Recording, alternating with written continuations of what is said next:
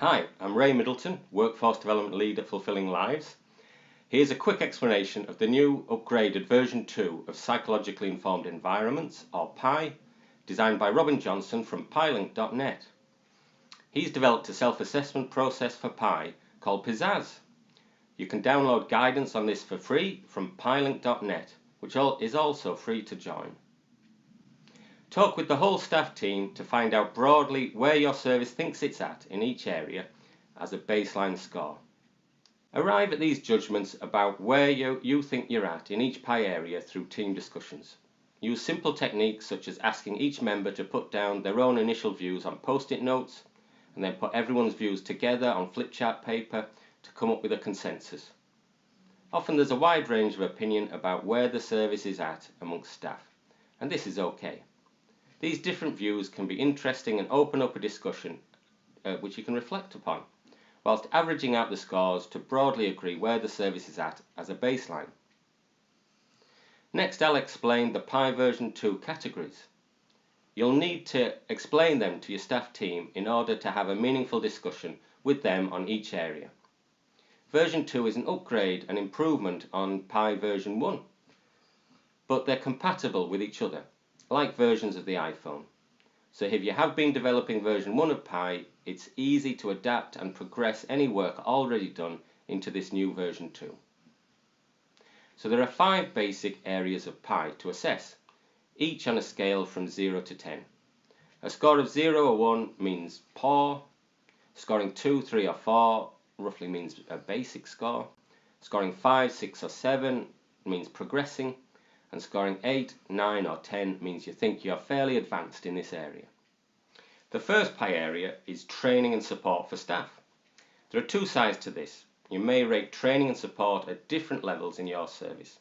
If you do, just average them out to get a general score for this area. The discussion and reflection has more value than the actual score you settle on.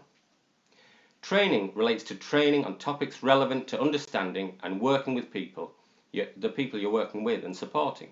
For example, a higher score here would be supported by all the team having received training on topics such as trauma-informed approaches, complex needs, personality disorder, and specific psychosocial techniques such as validation or motivation building skills.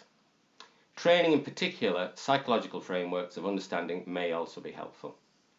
Individual training also counts, such as if some staff are on counselling or other therapeutic courses. The quality of the training is also a factor to consider.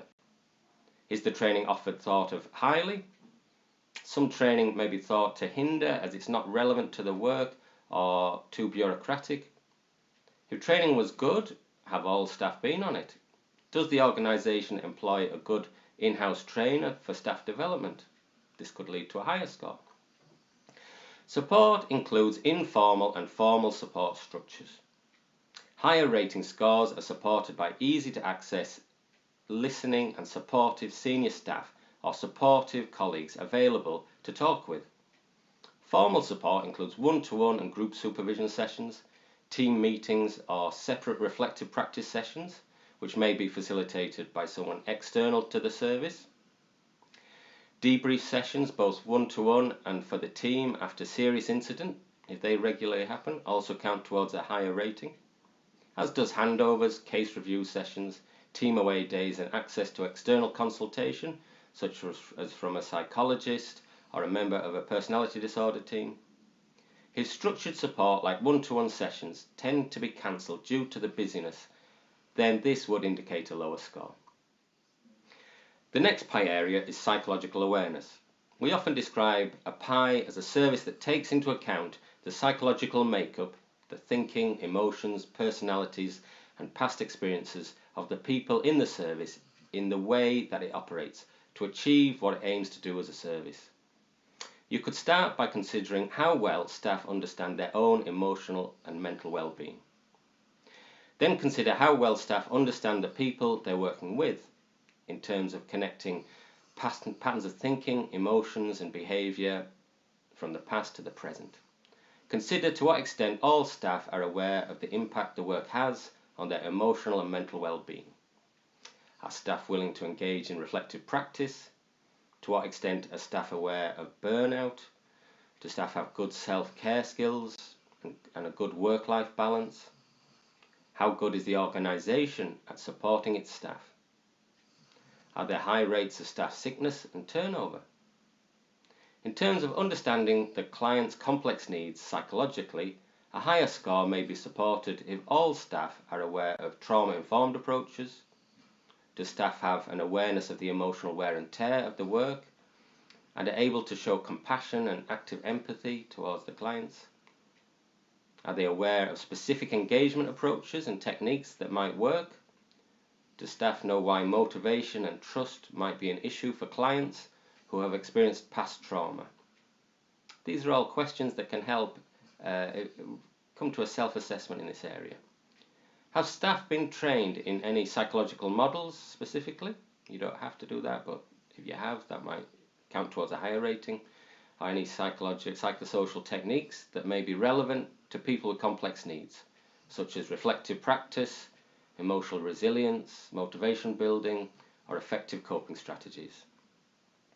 I've helped over 30 services develop PI, and it's normal and common for services to score this area lower if they can acknowledge staff busyness and burnout make it hard to develop and maintain a good psychological understanding of themselves and their clients.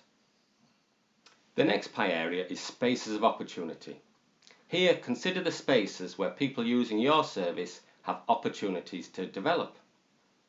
Include your own service and any other services or community groups that people you support also attend. If your service is building based, how far can you use the building to create the kind of atmosphere, relationships, social and practical opportunities that you really want? Consider what personal space your service users can lay claim to as their own, and to what extent is this a claim that you can respect? Then consider the surroundings and local networks.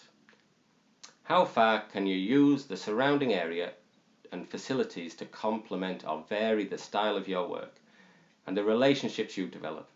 What are the spaces like where you meet clients in the community? Also consider the pathways into local services and community groups. To what extent does the local network of other services and community groups provide opportunities for your client to engage with them? Are there gaps in the local network of services and the groups available? For example, is it easy to access local mental health services or volunteering opportunities? Log any gaps in services that may cause you to rate the area lower, even though you're not in control of those other spaces, as this allows gaps in the system and pathways to get flagged up to commissioners and others and be reflected upon in terms of considering what needs to change in the wider system. So this area about spaces of opportunities is getting staff to think a bit more systemically about the opportunities and lack of them in the wider system for the people you're supporting. The next PI area is the 3 R's. Here you want to rate your service on the following 3 areas and then average them out for an overall score. The first R is about the rules of the service. Each service has rules to say what should and shouldn't happen. The rules also include such things as opening hours, eligibility criteria, things like that. Discuss and reflect on if the rules are too strict and punitive, or are the rules applied inconsistently by different members of staff, or differently if the service users are liked or disliked, or are the rules too lax? How far does your availability, such as opening times, reflect the service user's needs?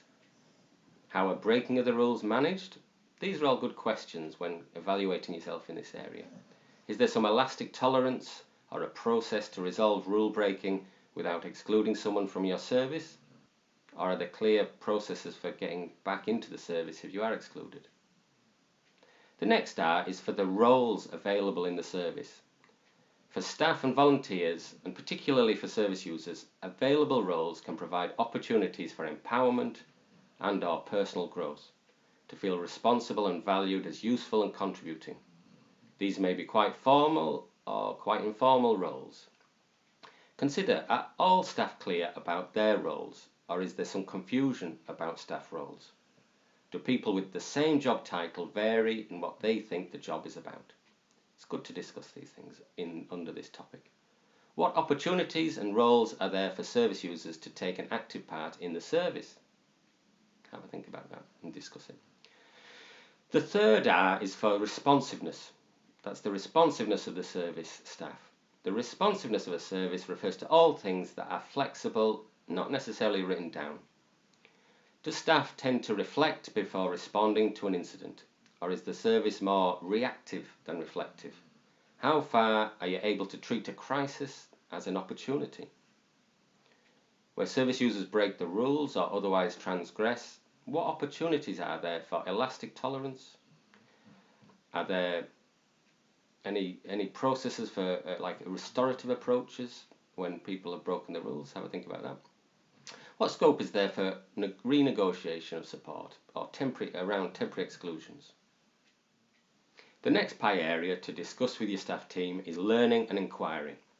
In this area, consider to what extent there is a learning culture in your service. Learning may include reflective practice sessions, service user consultations, action learning sets, developing evaluations of the service, generating service data, working with researchers to explore some aspects of your practice in more depth, or informing policy making at a local or national level. In this area, consider the following questions. How is reflective practice encouraged in your service? To what extent would you describe your service as a learning organisation? Is there a culture of inquiry or a culture of blame? Does the data you produce get fed back to staff and service users in a way that makes sense to reflect on? How far are you able as a service to participate in wider learning and inquiry across your sector, in communities of practice, online or face-to-face? How far do you participate in wider learning at a national level through conferences, webinars, etc.? Or can you get involved in producing publishable research? These are all questions to think about in this area. So we've covered the initial 5 PIE areas. As a service, it's possible to assess additional topic areas if you're interested in doing that. These would sit underneath one of the 5 core PIE areas. For example, reflective practice is an additional area I always suggest is worth assessing separately and adding under the learning and inquiry PIE area. Additional areas for PIE, like reflective practice, are evaluated in exactly the same way, with an initial score, say what evidence supports the score, then discuss what helps and hinders getting better in this area, and make a plan to improve in the future. Explain what reflective practice is to the team if you're choosing that as an additional area to add in, so they know what they're assessing the service on. I usually say something like, there are several models of reflective practice, but essentially it's those times when staff share examples of their practice with others and open up a dialogue to reflect on what was good about it and what could be better, in the light of some theory about good practice.